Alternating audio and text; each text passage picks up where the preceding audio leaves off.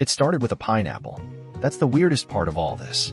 Not a scream in the night, not a crime, not a sudden inheritance, just one slightly bruised pineapple sitting in my cart when I turned around. I hadn't put it there. That much I was sure of. And I was alone. No kids. No friends tagging along. Just me, doing a midweek grocery run in a store I didn't usually go to. The lights were brighter here, the air colder, and everything smelled faintly of lemons and floor wax. I only came because my usual place was closed for renovations, and I needed eggs. Just eggs. I looked around, half expecting someone to pop out and claim the rogue fruit. But the aisle was empty, except for an old man muttering to a shelf of pasta sauce like it owed him money. I picked up the pineapple. It wasn't even a good one. Bent leaves, soft bottom. I set it aside on the shelf, checked my list again, and kept going. But then, it happened again. 2 aisles over, I reached for a box of cereal and found a can of anchovies in my cart. I hadn't picked that either. I hate anchovies. And I was starting to feel watched. Not in a thriller movie way. More like when someone on a train stares a beat too long, and you start second-guessing your outfit. That kind of watched. I tried to shake it off. Told myself it was just a weird day. People misplace stuff in carts all the time, right? I finished my shopping, paid, and left without incident. Until I got home. When I unloaded the groceries, nestled between the bananas and the bread was a postcard. Just a regular one. Glossy. A beach scene with a laughing woman in a red swimsuit, waving at the camera like she knew me. I flipped it over. No stamp. No address. Just a note scribbled in neat, all-caps handwriting. You're close. That's it. I wish I could say I laughed. That I shrugged it off and went on with my evening. But I didn't. I stared at that postcard for a full 5 minutes, then checked every bag, every box, looking for more. Nothing. That night, I barely slept. I kept replaying the store aisles in my head. The pineapple. The anchovies. The man muttering to the sauce. You're close. Close to what? I went back the next day. Same time. Same store. Different cart. I kept my eyes peeled. This time I was ready. But nothing happened. No mystery items. No postcards. Just overpriced tomatoes and a cashier who looked like she hated Tuesdays. It wasn't until I got to the parking lot that I noticed it. Under my windshield wiper, another postcard. Same beach, same woman, same red swimsuit. But now, her wave looked more like a point. And on the back, just one word. Closer. I checked every car around me. Nothing suspicious. Just a minivan with soccer stickers and a rusty sedan with a sagging bumper. But my pulse was doing the cha-cha. Back home, I laid both postcards side by side on the kitchen table. I couldn't explain it, but I wasn't ready to tell anyone either. I knew how it would sound. Like I was bored. Lonely. Making things up for excitement. But that third trip to the store? That's when everything changed. That's when I met her. And that's when the game really started. She was leaning against the produce scale, arms crossed, watching me with an expression that could only be described as amused suspicion. Mid-30s maybe, short hair dyed the kind of red you only see in sunsets and rebellion, and a tote bag slung over her shoulder with the phrase, "Trust no one, except maybe dogs," printed in bold letters. I hadn't seen her the last 2 times. I would have remembered. "You're not a regular here," she said, without preamble. I blinked, a bunch of scallions halfway to my cart. "Is it that obvious?" She shrugged. "You hold the cart like you're just visiting. Locals lean. You grip. Touristy energy." I almost laughed. Almost. But then she added, "You found the postcard, didn't you?" My breath caught. "Excuse me."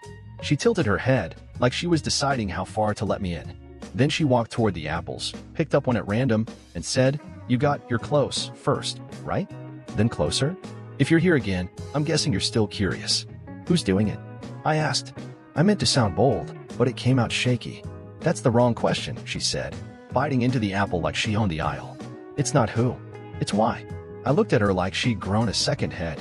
She didn't flinch. "What does that mean?" She handed me a folded receipt from her pocket. I hesitated, then took it.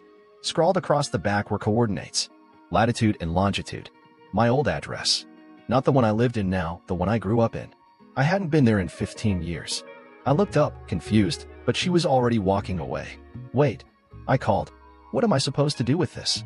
She didn't turn around. Just raised one hand and waved like the woman in the postcards.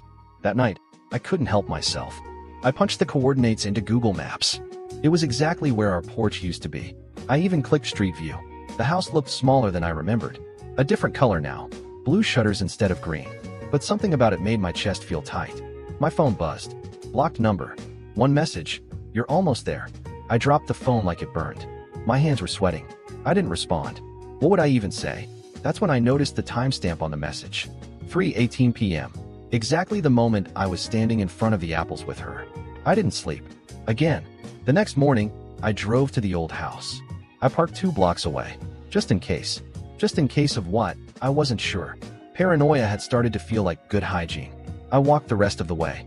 The porch creaked under my foot just like it used to. Someone had added wind chimes, silver ones that sounded like a lullaby and warning bells at the same time. I stood there, heart thudding, debating whether to knock. I didn't have to. The door opened on its own. An older man peered out. Late 60s. Weathered face. Kind eyes. "You're early," he said. That's when it hit me. He looked exactly like my grandfather. Only he'd been dead for 11 years. "You're not, no, this can't be," I stammered. But he just smiled gently and stepped aside. "Come in. I'll explain everything." And somehow, without meaning to, I did. The house was the same, but different. The layout hadn't changed. The living room still had the odd little dip in the floor where the rug never quite sat flat, but the walls were now lined with bookshelves I didn't recognize. And photos. Dozens of them. Black and white, color, Polaroids, all shapes and sizes. But none of them were mine. Not of my family. Not of me. Just strangers. Laughing, crying, hugging. Some looked like they were from the 1960s, others from last year. A few were unsettling. People mid-motion, glancing nervously over their shoulders or frozen with expressions you'd never frame on purpose. I felt a chill rise up my spine. "Why are you here?" I asked the man. "Who are you?" He motioned for me to sit. A teacup was already on the coffee table, still steaming. I hadn't heard a kettle. "I'm the caretaker," he said simply. "Caretaker of what?" "This story," he replied. "Yours. Mine. All of them." He gestured to the photos. "You've been nudged here for a reason." I stared at him. "You look exactly like my grandfather." He smiled faintly. "That's what you needed to see." That answer made me physically lean back in the chair. He reached under the table and pulled out a shoebox. Worn edges. The kind that creaks a little when you open it, like it's sighing. Inside were more postcards. Same beach. Same woman. Except now, she wasn't smiling. Some cards had only one word. Wait. Remember. Run. Others were blank. Just the image of her, standing there, now slowly turning away from the camera in each progressive shot, like she was walking into the ocean. "What is this?" I asked. He didn't answer right away. Instead, he opened a drawer and took out a photo frame, face down. When he flipped it around, I gasped. It was me.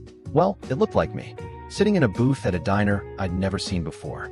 A cup of coffee, a slice of cherry pie, staring at someone across the table who wasn't visible in the frame. But I looked scared, like I knew something I didn't want to remember. "This was taken last year," he said. "Do you remember it?" I shook my head slowly. "No, I've never been there. That's not me." He didn't push back, just nodded, like he expected that answer. They always say that. "Who's that?" I asked, but before he could respond, the door behind me creaked open. Footsteps. A voice. "You weren't supposed to bring them here yet," a woman said from the doorway. I turned around and froze. It was the woman from the postcards. Only now, she wasn't smiling. She was looking directly at me. And she was real.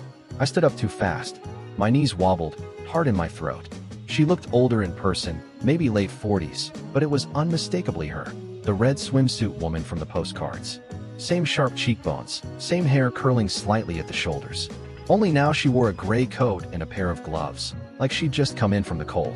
She closed the door behind her with a gentle click, then walked toward the fireplace like she'd done it 100 times.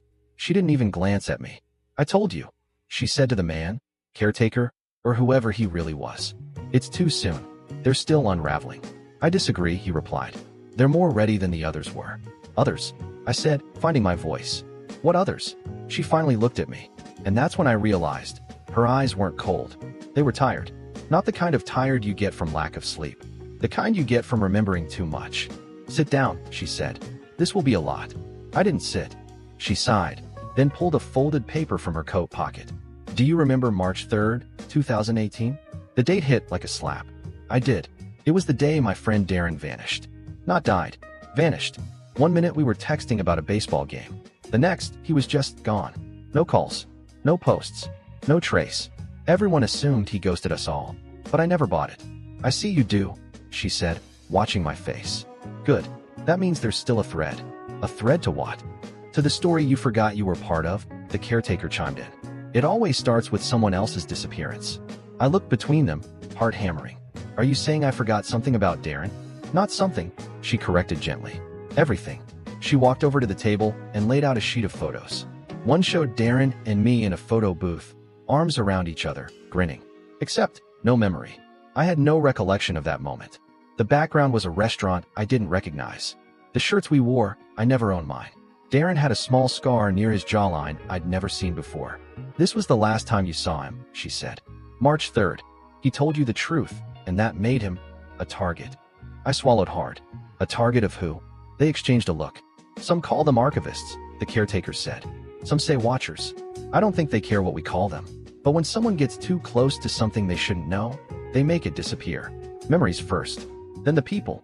Darren figured it out. You were next. And then what? I whispered. You chose to forget, she said. You volunteered. No, I said quickly. I wouldn't. You did. We all did. It's how you survive. My mouth went dry. Then why remember now? Because the forgetting doesn't last forever, she said. Not if something interrupts it. A trigger. An object. A face. I blinked. The postcards. She nodded. The pineapple, I said. That might have been me, she admitted, shrugging slightly. I needed to know you still had curiosity in you. My thoughts spun. Darren. The photo. The postcard woman standing in my kitchen. The feeling that something had always been missing in the background noise of my life. And now, they were telling me I'd asked to forget the truth? What did Darren tell me? I asked. Before it all went dark, the woman and the caretaker exchanged another glance. He told you where to find the original, she said. The version of you they couldn't erase. I didn't understand what that meant. Not yet. But I would. Because the next place they took me was a storage unit on the edge of town. And what I found there wasn't possible. The drive to the storage unit was mostly silent. The caretaker sat in the passenger seat, eyes scanning the road like he expected something, or someone, to follow us.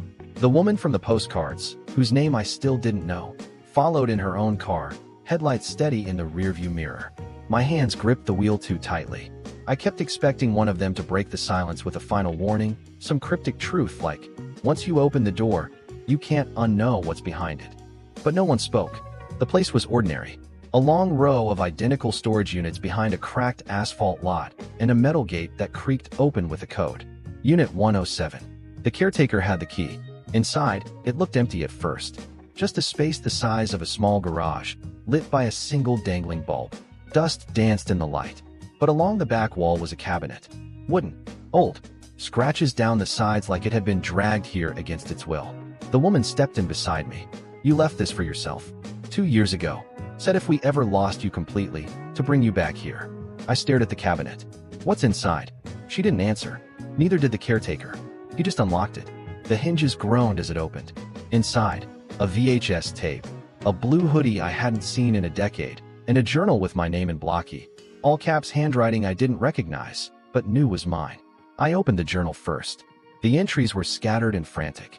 They didn't read like diary entries. More like mission logs. Or warnings. Do not trust the mail. They changed their faces. The woman in the postcard is the only one who remembers. And then, a line underlined 3 times. If I'm reading this, I'm already in danger. My chest tightened.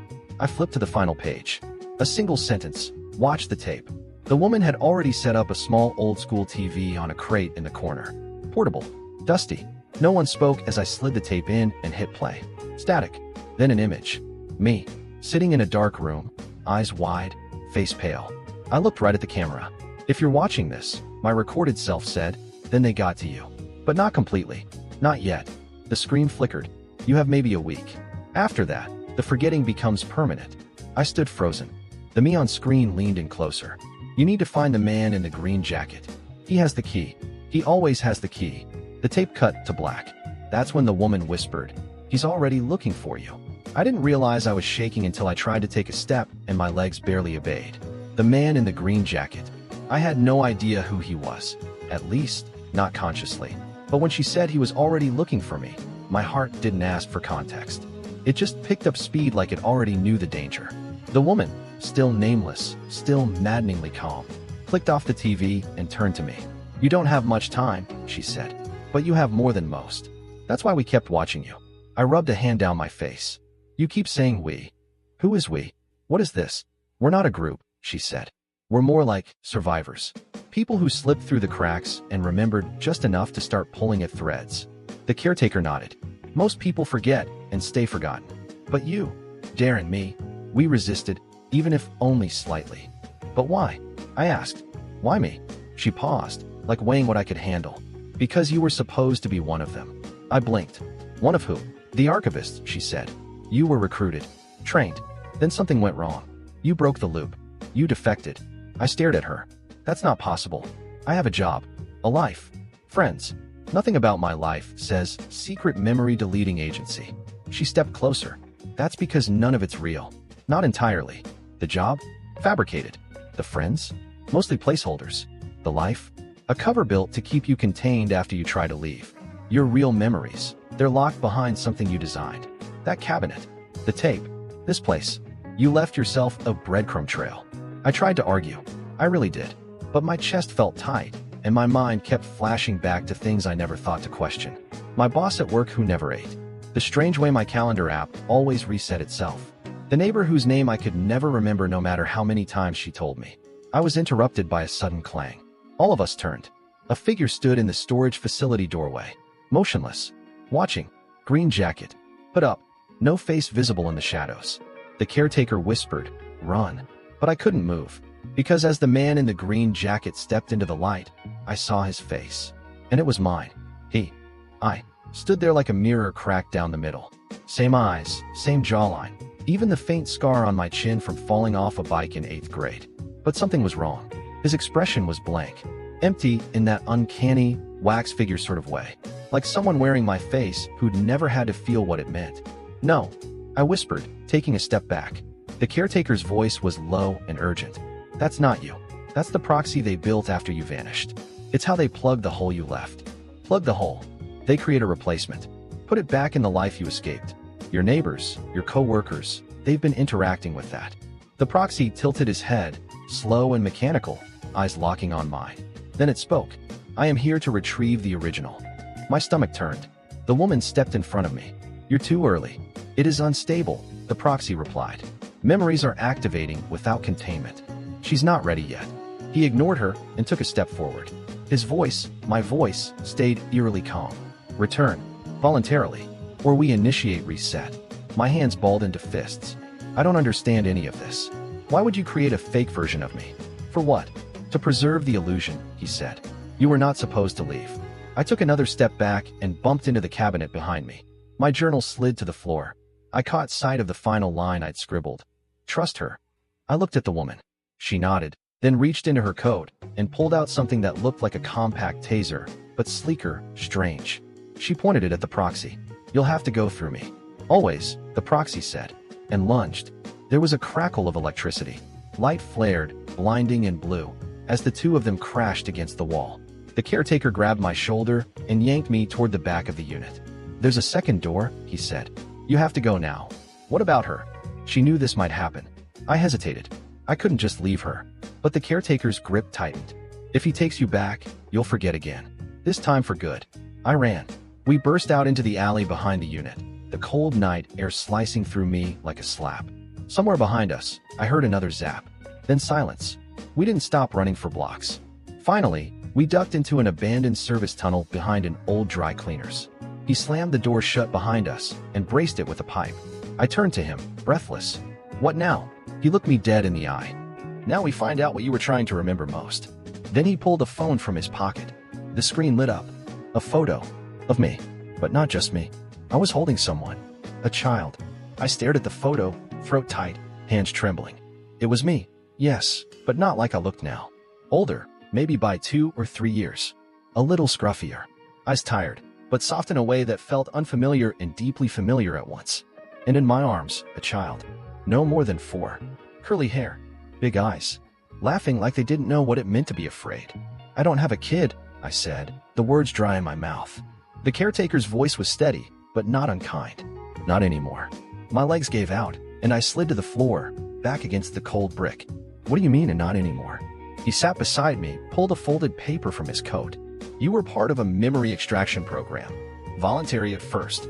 People signed up to forget things too painful to carry. You were good at it, too good. You developed techniques, created new layers. Then you broke protocol. You hid something.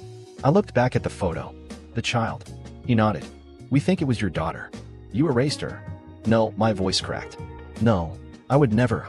You didn't want to, he said gently. But they made it clear. If you didn't comply, she'd be taken. Permanently.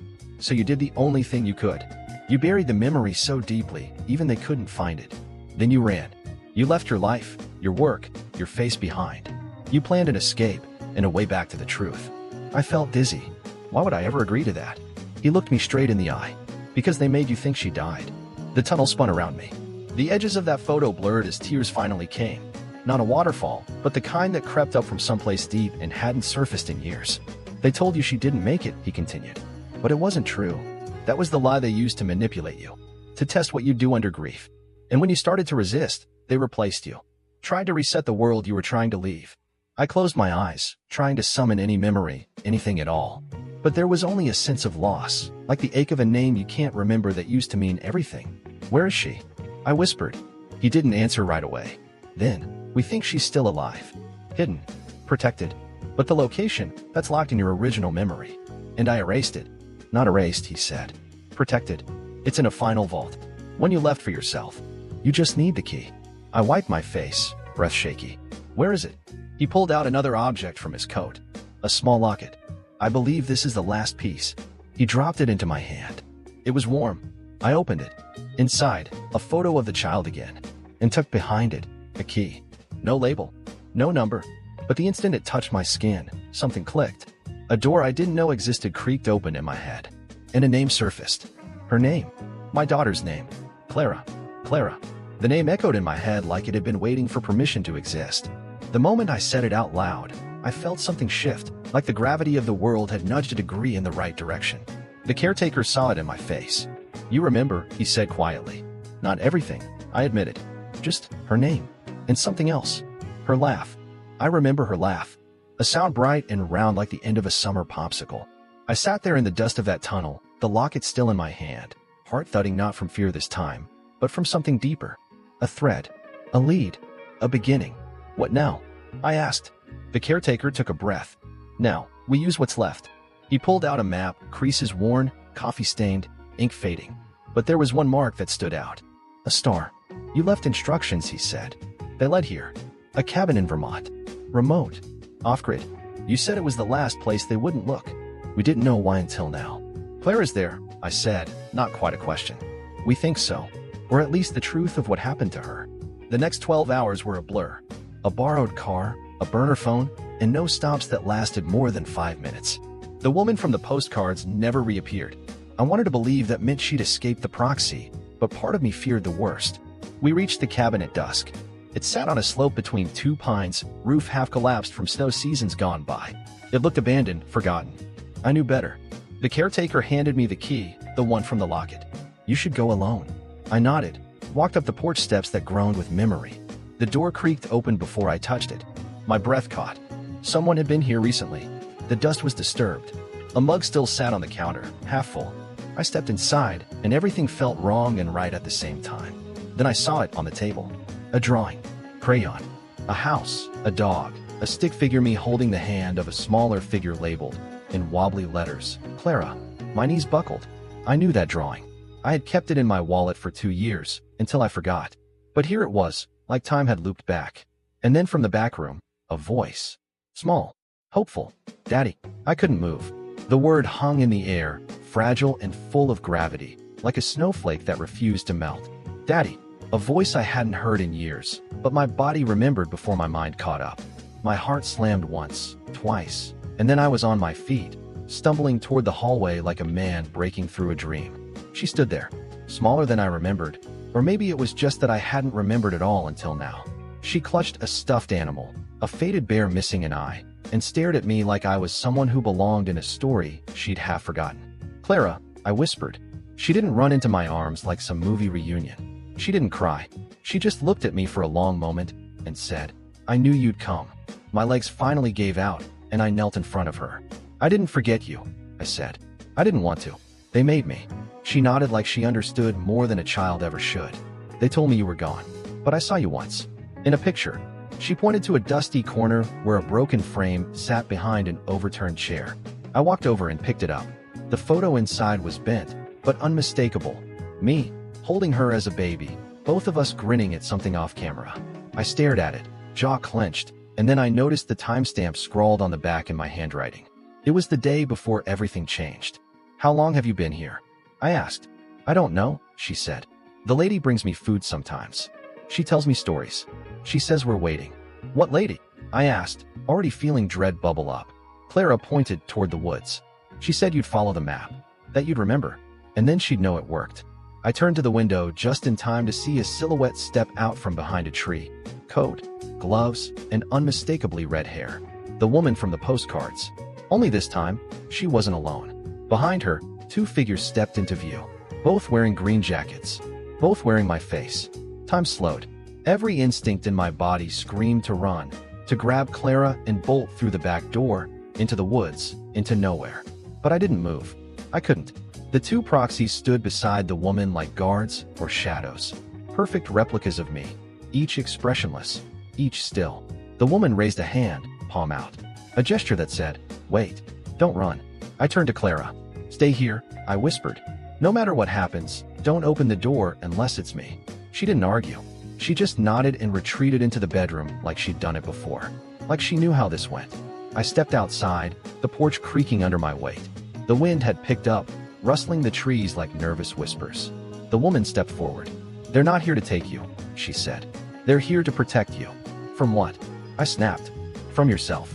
I almost laughed. That's cute, coming from someone who's been haunting my life with postcards. Her gaze didn't waver. "You asked me to. When you first started forgetting, you told me to leave pieces behind. Anchors. A way back. I've been doing what you begged me to do." The proxies remained still, like statues with purpose. "You said if you ever remembered too much too fast, it might destroy you," she continued. "You said there were things you weren't ready to know, even if Clara was the key." I felt the ground shift under my feet. What else did I forget? Her eyes softened, and that was somehow worse. "You didn't just erase her memory from your mind.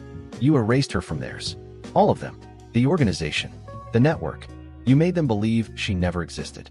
That's why she's still alive." I blinked. "I did that." "You did," she said. "But now they're starting to remember. And that means you have a choice." I glanced at the two proxies. One held a small silver case. The other, a photo of me and Clara. "You can run again," she said. "Or you can finish what you started. And face the last memory you locked away." "What's in the case?" I asked. "The truth," she said. "But once you see it, there's no going back." I took the case with both hands, the metal cool and humming faintly like it remembered more than I did. One of the proxies handed it over without a word, then stepped back beside his twin, faces unreadable. The woman watched me with something like grief in her eyes. Not sadness, not pity, grief. Like she knew what was about to happen and wished it could be avoided, but also knew it couldn't. I opened the latch. Inside, a single item, a thin black headset, sleek, wires barely visible, like a halo designed by someone who'd never believed in angels. "What is this?" I asked. "It's yours," she said. "You made it. The final memory vault. Not digital, not written, not stored in any external server. It's neural, organic, buried in the folds of your own mind." Why did I hide it this way? Because what's in there could have gotten you both killed. My throat went dry. "So this will show me what really happened." She nodded. "All of it. What they did. What you did. Why Clara's existence is the one truth they fear."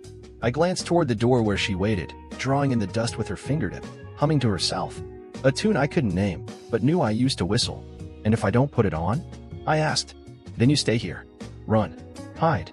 Maybe keep her safe for a little longer. But they'll find her eventually. They always do. Unless you remember why they wanted to erase her in the first place." My fingers hovered over the headset. My pulse thudded in my ears. And then, I put it on. There was a spark, not physical but deep in my skull. Then a sound like 1,000 whispers rushing into my ears, forming one phrase. "She remembers the future." Images exploded in my head. Clara, not just as a child, but older. Standing before people, saying things they didn't want to hear. Sketching machines that hadn't been invented yet. Naming events before they happened. They weren't afraid of me. They were afraid of her. My breath caught. I had erased her to save her. Hidden her from everyone, including myself, because her mind, her gift, wasn't a glitch. It was a threat to the world as they controlled it. A flicker of light blinked inside the headset, and then it shut off. I pulled it off slowly, the woman watching me, the proxies waiting for an order. What now? I asked. The woman smiled. Now you protect her, with everything you remember? I turned back toward the cabin. Clara stood at the doorway, small hand clutching the frame. I walked toward her. She didn't ask what had happened. She just held out her hand. I took it. And this time, I didn't let go.